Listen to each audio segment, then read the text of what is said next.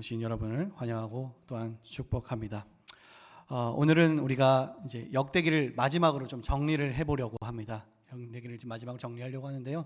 주일날에 길었었던 36장의 이야기가 끝이 나서 오늘 제가 마지막으로 한번 정리를 하면서 현재까지 우리가 역대기가 어떤 이야기들이 좀 숨어 있었는지, 역대기가 우리들에게 지금 하고 싶었던 메시지가 대체 무엇인지를 정리하면서 이 역대기 그리고 열왕기에 대해서 여러분들이 나중에 성경을 볼 때라도 좀 기억에 남을 수 있게 좀 도와드리기 위해서 하나하나 좀 본문을 보면서 살펴보려고 합니다. 지난번에 제가 11월 달에 설교했었을 때에 그 얘기를 먼저 서론에 했었던 걸 기억하고 있어요. 어떤 거냐면은 열왕기 사가, 즉 열왕기 사가, 신명기 사가. 그래서 역대기 사가라는 그 부분에 대해서 두 가지로서 나눠서 이야기했었던 적이 있습니다. 열왕기 사가는 즉 신명기 사가라고 이야기합니다. 그래서 신명기의 관점으로 서술됐던 역사서이고요. 또 한편으로는 역대기 사가는 역대기적인 관점에서 기록됐던 역사서라고 할 수 있습니다. 그러니까는 열왕기서와 역대기서 이 두 책이 우리가 있잖아요. 이게 관점에 따라서 조금 다르게 쓰여졌다라는 사실을 여러분들에게 다시 한 번 더 이야기해 드리려고 합니다. 열왕기는 우리가 왜 포로가 되었는가라는 이 질문에 대한 대답이라고 보시면 됩니다. 즉 포로가 된 것은 무엇 때문인가? 우리의 잘못이다.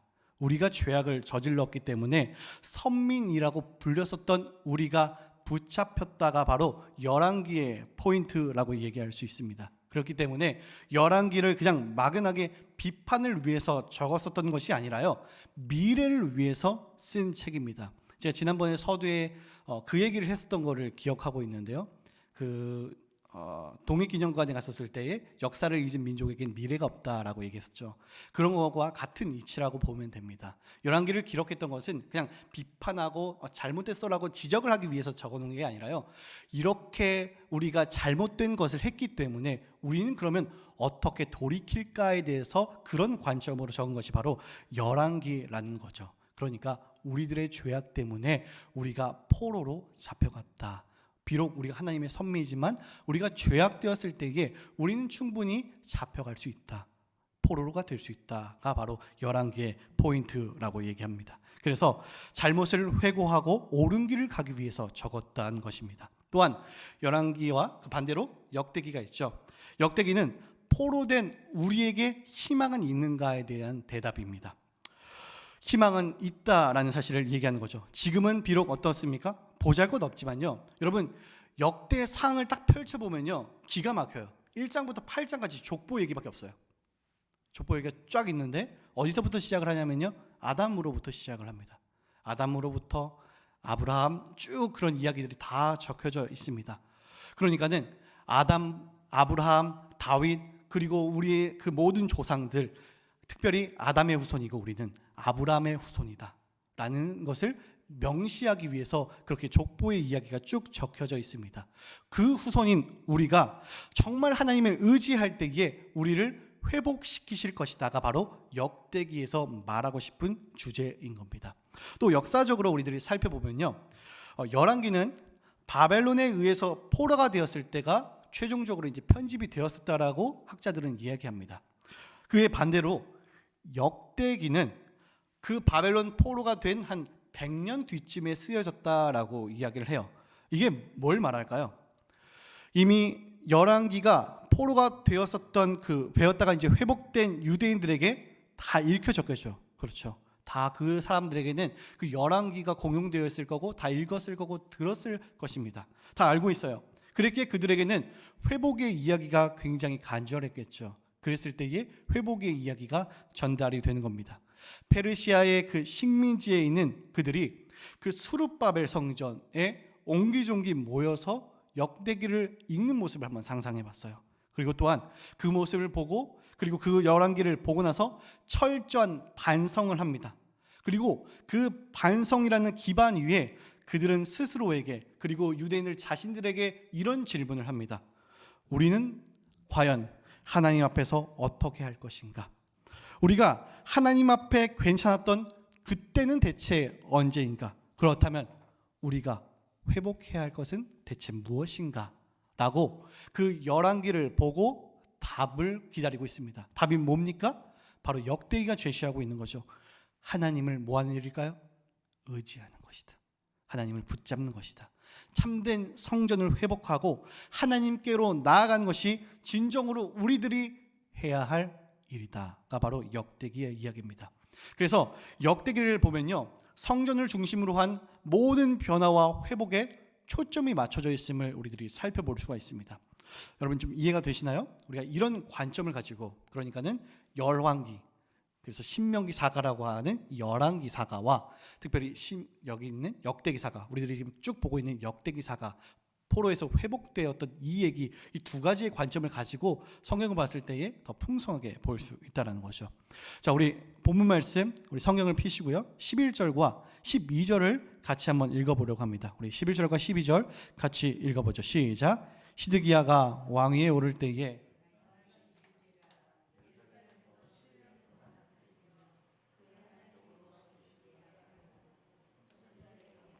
여호와의 말씀으로 일러도 그 앞에서 겸손하지 아니하였으며. 아멘.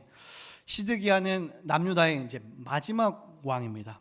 그의 모습을요 12절에 지금 이렇게 묘사하고 있어요. 예레미야가 여호와의 말씀으로 일러도 어떻게 한다고요? 그 앞에서 겸손하지 아니하였으며 라고 이야기를 하고 있습니다. 선지자가 이야기해도 겸손하지 않고 하나님을 말씀을 그 무시하는 왕이 바로 시드기야인 것을 볼 수 있습니다. 여러분 그의 모습은요 이 정도로 끝이 나지 않습니다. 우리가 열왕기사가 역대기사가라는 그 역사서를 좀 볼 때에 좀 같이 참고할 게, 그 왕들에게 이야기했던 예언자들, 선지서들을 좀 보면은 도움이 많이 되는데요. 특별히 지금 여기 나와 있는 예레미야를 좀 보면 도움이 많이 됩니다. 제가 예레미야 37장 17절부터 21절까지를 쉬운 말 성경으로 가지고 왔습니다. 우리 같이 한번 17절부터 21절까지를 같이 읽어보도록 하죠. 시작. 여러 날 후에 유다 왕 시드기야가 사람을 보내어 예레미야를 이끌어내고 그를 왕궁으로 데려온 다음 그에게 은밀히 물었다. 혹 주께로부터 받은 말씀이 있어? 예레미야가 대답하였다. 예, 있습니다. 주께서 내게 이렇게 말씀하셨습니다. 이르시기를 유다 왕 시드기야는 바벨로니아 왕의 손에 넘어질 것이다 하였습니다. 그러고 나서 예레미야가 왕에게 항의하였습니다. 제가 왕이나 왕의 신하들이나 땅의 백성들에게 무슨 죄를 지었기에 저를 감옥에 가두시는 것입니까?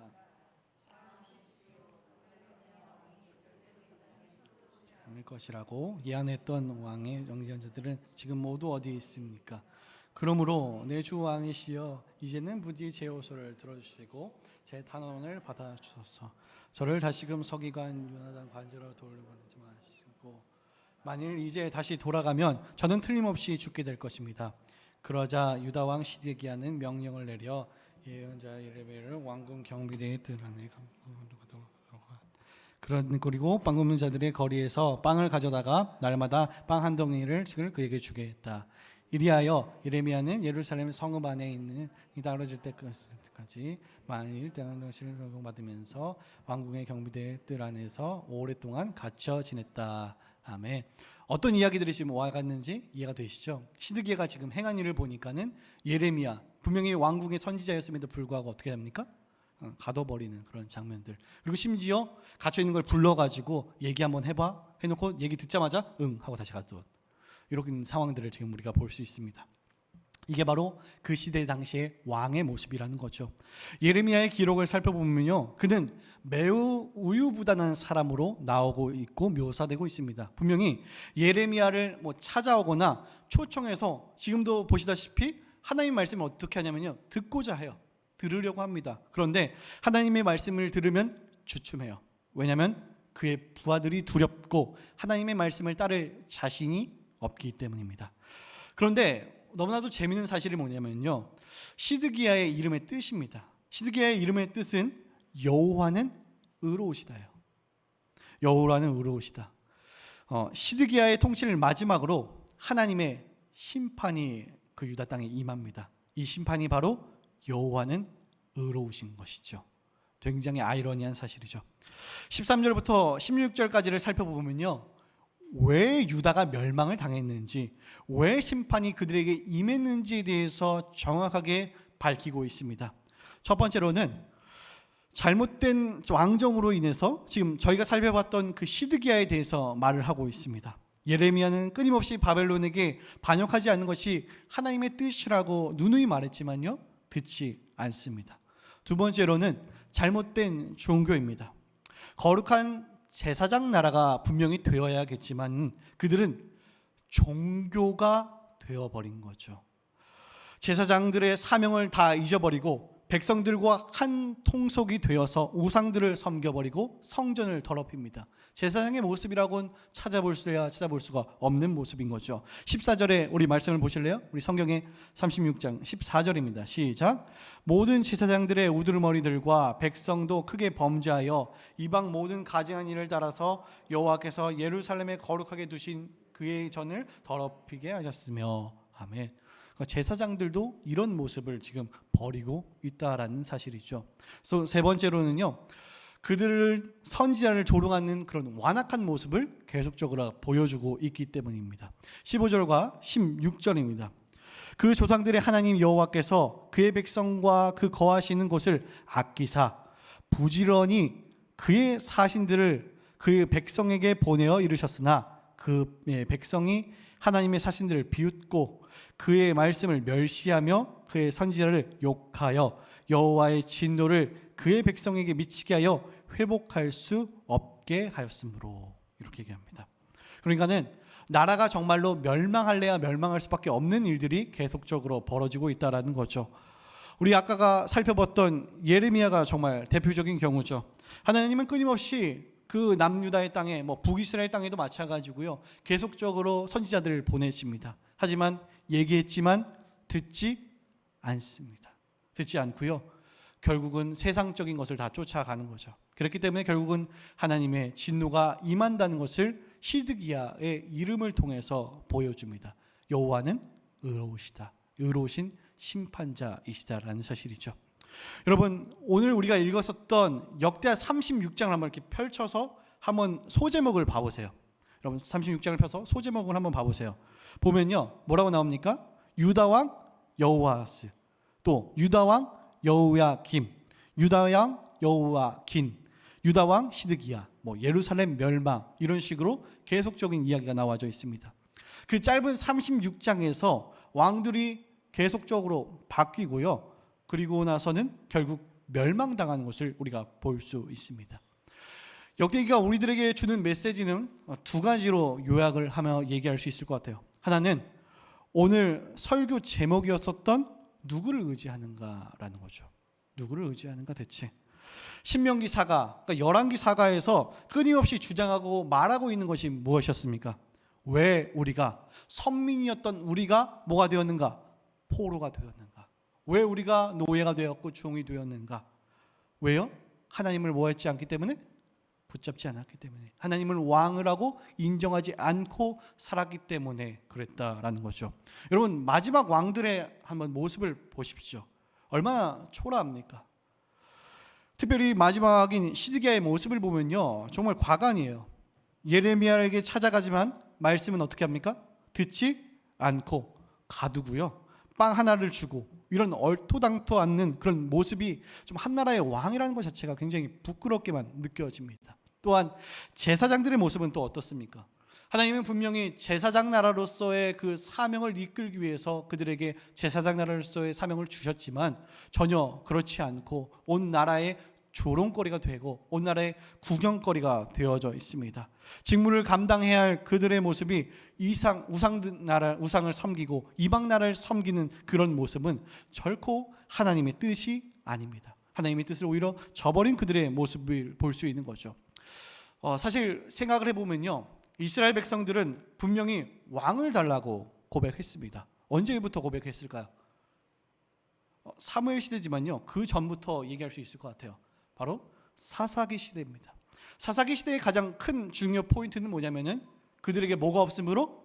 그들에게 왕이 없으므로 각기 자기 소견에 옳은 대로 행하였다가 바로 사사기의 핵심적인 포인트입니다. 그렇게 왕 얘기해서 결국 사무엘 시대에 가서 사무엘에게까지 얘기하죠. 뭘 달라고요? 왕을 달라고요. 왕을 달라고 해서 누굴 줬습니까? 왕을 줬어요. 첫 왕 누구죠? 사울입니다. 그렇지만 우리가 사울 다 알다시피 어떻습니까? 굉장히 부족하죠. 굉장히 연약하고요. 사울은 천천히요, 다윗은 만만이다라는 고백을 듣고 분노했었던 그 모습. 또한 그렇다면 다윗은 어떻습니까? 다윗의 모습은 그럼 완전하십니까? 괜찮아 보이나요? 아니죠. 밧세바 사건이 다윗하면 전 바로 떠오르곤 합니다. 밧세바 사건. 그 사건으로도 모자라서 밧세바의 남편이었던 우리아를 어떻게 하죠? 마치 천부살인업자에 맡기는 듯한 그런 뉘앙스가 느껴지는 것 같아요. 그렇게 해서 결국은 우리아도 죽게 되죠. 그게 바로 다윗의 실체라는 겁니다. 그렇다면 그 아들 솔로몬은 어떻습니까? 수많은 우상들로 하나님의 성전을 더럽혔던 왕 아닙니까? 그렇게 해서 솔로몬 시대 이후에 나라는 어떻게 되죠? 나라가 반쪽이 나죠. 북이스라엘과 남유다로 나라가 나뉩니다. 그러면 그 왕들은 또 어땠습니까? 우상 숭배하기 바빴었던 왕들, 이방 나라를 따라가려고 했던 사람들, 하나님보다 어떤 것들을 더 섬기려고 했었던 사람들, 수도 없이 이야기는 나오고 있습니다. 조금 괜찮아 보이다가도 하나님의 뜻을 저버리는 그런 사람들, 그런 이야기들이 바로 이스라엘의 왕이었다라는 거죠. 그렇기에 열왕기에서 또한 역대기에서 말하고 싶은 것은 누가 진정한 왕이냐라는 거예요. 누구를 의지하느냐. 그들은 부족한 인간 왕일 뿐이라는 거죠. 다윗조차도 부족합니다. 분명히 그들은 다윗 같은 왕을 기대했지만 다윗의 모습도 온전하고 완전한 모습으로 비춰지지 않습니다. 그렇기 때문에 끊임없이 그 열왕기에서 신명기 사가에서 이야기했던 것은 뭐냐면은 진정한 왕은 누구시냐? 하나님 한 분이시다. 하나님 한 분만을 의지해야 된다. 하나님 한 분이 계시다라는 사실이죠. 포로된 우리들에게 희망은 있는가라는 질문에 하나님이 우리와 함께 계신다라고 대답을 할 수 있다라는 거죠. 인간 왕이 아니라 하나님이 우리와 함께 계시다라고 대답하고 있습니다. 또한 우리들은 역대기의 그 다음 이야기를 알고 있습니다. 여러분, 다윗의 계보로 결국 누가 오시죠? 다윗과 같은 왕 예수 그리스도가 오고 계십니다.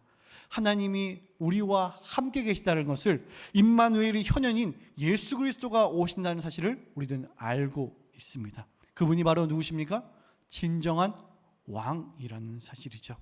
인간의 연약하고 부족함을 따르는 왕이 아니라 정말 참된 목자이시고 진정한 왕이신 그분이 오신다라는 사실입니다. 그랬기에 우리는 그분을 따라가야지 맞는다라는 거죠. 그래서 역대기에서 우리들에게 지금 제시하는 것은 바로 뭡니까? 누가 진정한 왕이냐는 거예요. 하나님이 바로 왕이시고 또한 임마누엘의 현현이 예수 그리스도가 우리와 날마다 어떻게 하십니까? 함께 계신다. 성령으로 우리 안에 거하고 계셔서 날마다 우리의 모든 길을 예비하시고 알고 계시며 이끄시며 나를 다스리시고 이끄시는 그분이 바로 그 예수 그리스도다. 그분이 바로 우리의 삶의 왕이시다라는 것이 얘기하고 싶은 바인 거죠. 세상이 왕이 되고 내가 왕이 되는 그 시대에 진정한 왕이신 예수 그리스도를 따라가야 하는 것이죠. 그런가 하면 두 번째로는 역사의 주관자에 대해서 이 역대기는 또 이야기하고 있습니다. 여러분, 고레스 칙령으로 인해서 이제 그들이 해방되어 돌아오는 이야기는 끝이 났는데요.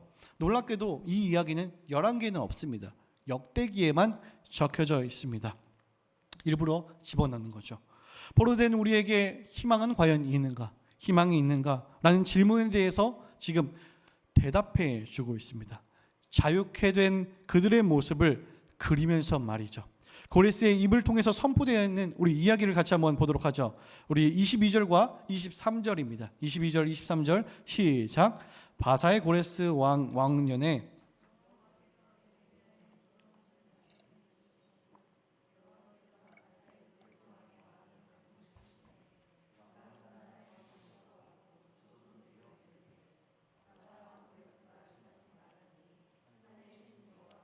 세상 만국을 내게 주셨고 나에게 명령하여 유다 예루살렘의 성전을 건축하라 하셨나.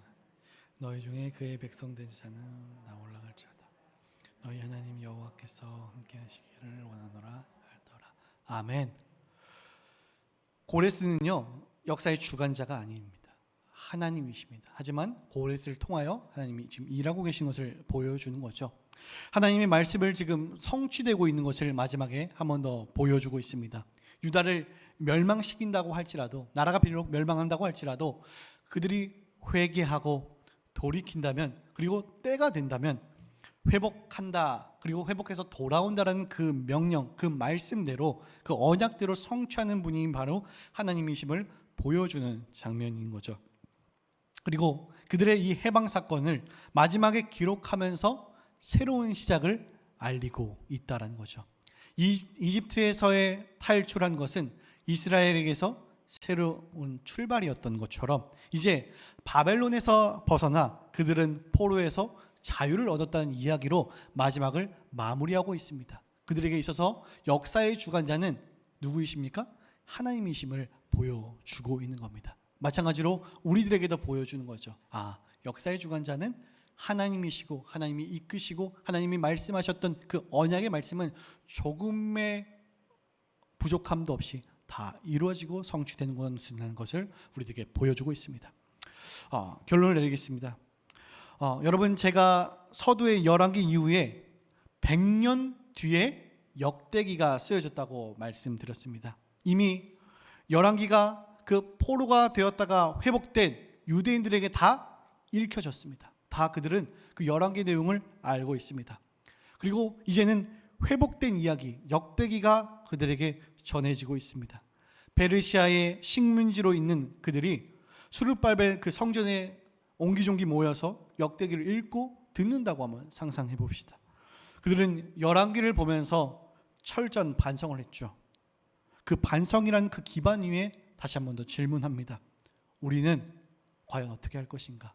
왜 우리가 포로로 잡혀갔는가? 우리들의 죄악 때문이다. 왜 우리가 이렇게 넘어졌는가? 우리들의 죄악 때문이다. 하나님의 선민이었던 우리가 어떻게 이런 일들이 벌어졌는가? 다른 사람이 아니라 우리가 하나님을 저버렸고 이 우상들을 섬겼으며 이방 나라를 섬겼기 때문에 이런 일들이 벌어진 것이다 라는 것을 이미 다 알고 있었습니다. 그 반성 앞에 다시 한 번 더 고백하는 거죠. 질문합니다. 우리가 그렇다면 하나님 앞에 괜찮았던 적은 언제인가? 그럼 우리가 진정으로 회복해야 하는 것은 대체 무엇인가? 답은 무엇입니까? 하나님을 의지하는 것이죠. 하나님을 의지하고 참된 성전을 회복하고 하나님께 나아가는 것이 진정 우리가 해야 할 일이다라고 그들은 생각했을 것입니다. 우리는요, 그 열왕기도 알고 역대기도 알고 그 넘어서서 간절히 그들이 사모하고 기다렸던 신약 성경, 예수 그리스도가 오셔서 나왔었던 그 모든 이야기들도 알고 있습니다. 저는 위에 있는 그 표현을 빌려서 이렇게 바꿔서 한번 읽어보고 싶습니다. 이제는 죄의 포로에서 자유케 된 성도들이 각자가 성전이 되어 하나님의 말씀을 보며 자유를 경험하고 있습니다. 그리고 하나님께 기도합니다. 내가 의지할 것은 하나님 한 분입니다. 하나님 뿐입니다. 참된 성전이신 예수 그리스도를 바라보며 내가 성전임을 인지하고 하나님께로 날마다 나아가는 것이 바로 우리들이 해야 할 일입니다. 이렇게 고백하는 거죠. 역대기는 우리들에게 두 가지의 큰 점을 제시했습니다. 하나는 의지할 분은 진정한 왕이신 오직 누구시다? 하나님 한 분뿐이시다. 또 하나는 역사의 주관자도 하나님이시다 라는 사실을 제시했습니다. 고릴사가 능력자가 아니라 하나님의 말씀을 성취하기 위해서 사용된 것이죠. 포로된 이를 자유케 하는 것은 역시 고레스가 아니라 역사의 주관자인 하나님임을 우리들이 봤다는 거죠. 죄의 종노릇한 우리를 자유케 하는 것은 능력이 많은 어떤 사람, 내가 아니라 어떤 환경, 재물, 무엇이 아니라 하나님이고 예수 그리스도라는 사실이죠. 나를 위해 십자가를 달리신 그 예수 그리스도의 십자가의 은혜이라는 것이죠. 그렇게 우리가 의지해야 할 것은 예수 그리스도 한 분이시라는 겁니다. 인간 왕이 아니라 오늘도 우리와 임마누엘로서 오신 그분을 의지하면서 살아가는 것이 바로 신앙인의 걸음 아닐까요? 이제 곧 성탄절이 다가옵니다. 그저 막연한 행사가 되지 않았으면 좋겠습니다. 비록 이번에 코로나로 인해서 즐겁게 성탄 이브나 이런 것을 할 수 없겠지만요. 그럼에도 불구하고 그냥 막연한 그냥 행사, 의례적인 하루가 그리고 의례적인 그런 날이 되지 않았으면 좋겠습니다. 그 의미를 좀 더 깊이 있게 생각하기 원합니다. 왜 오셔야만 했고 왜 져야만 했는가? 부족한 인간 왕이 아니라 참된 왕이신 그분께서 왜 오셨는가? 우리의 죄악을 친히 담당하셨는가? 고민하길 소망합니다. 정말로 우리가 의지해야 할 것은 사람이 아니라 어떤 인간 왕이 아니라 하나님 한 분이십니다. 우리가 역대기를 볼 때마다 여러분 생각하시면 좋겠습니다. 누굴 의지할 것인가? 인간 왕인가? 나인가? 어떤 사람인가? 환경인가? 이방 나라인가? 아니요. 하나님이시다. 그리고 그 역사의 주관자이신 하나님은 오늘도 우리들의 삶에 개입하시고 날마다 우리의 삶을 이끄시는 분이다. 그분이 내 삶의 전부이시며 그 삶에 내 모든 것을 맡겨드릴 때에 나보다 나를 더 잘 아시는 그 하나님께서 우리의 길을 인도하실 것이라는 그 믿음과 그 확신을 가지고 오늘 이 하루도 그리고 남은 여정 가운데서도 주님만을 바라볼 수 있는 저와 여러분이 되길 축복합니다. 우리 마음 가지고 함께 찬양했으면 좋겠습니다.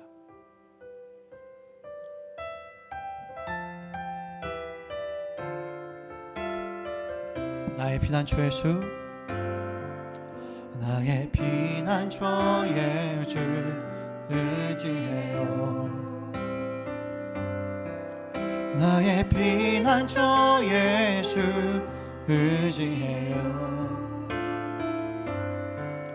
나의 가는 길에 거센 바람 몰아쳐와도 나의 피난처의 주 의지해. 나는 영원히 주님 사랑합니다. 나는 영원히 주님 사랑해요. 나는 영원히 주님 사랑해요. 세상 어떤 것도 나의 사랑 끊을 수 없네. 나는 영원히 주님 사랑해요.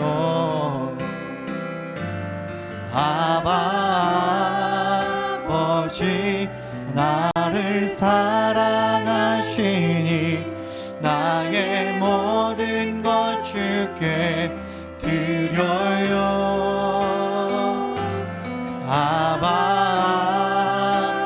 아버지 내가 여기 있으니 주님 영광 위하여. 우리 처음부터 같이 고백합시다. 나의 피난처 예수 의지합니다. 나의 피난처 예수 의지해. 아멘. 나의 피난처 예수, 나의 피난처 예수 의지해요.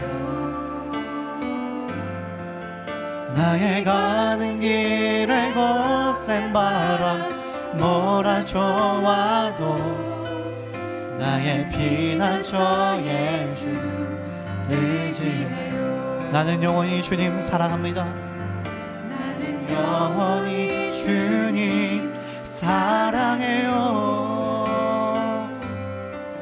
나는 영원히 주님 사랑해요. 세상 어떤 것도 나의 사랑 끊을 수 없네. 나는 영원히 주님 사랑해요.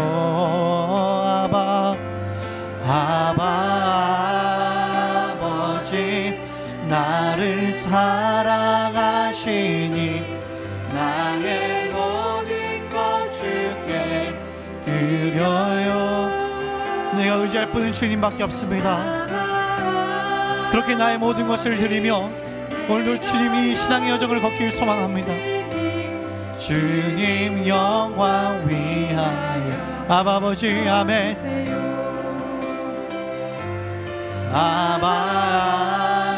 나의 아버지 사랑하시니 나의 모든 것 주께 드려요.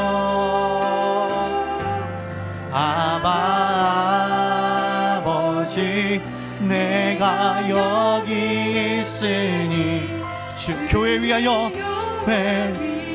우리 한 번 더 고백합시다. 아바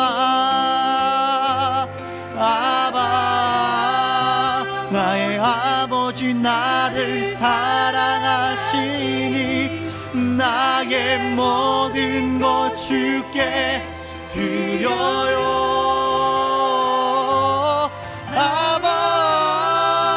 아버지 내가 여기 주님 나라 위하여 주님 나라 위 아버지 한 번 더 고백합시다. 아바 나의 아버지 사랑하시니 나의 모든 것 주께 드려요.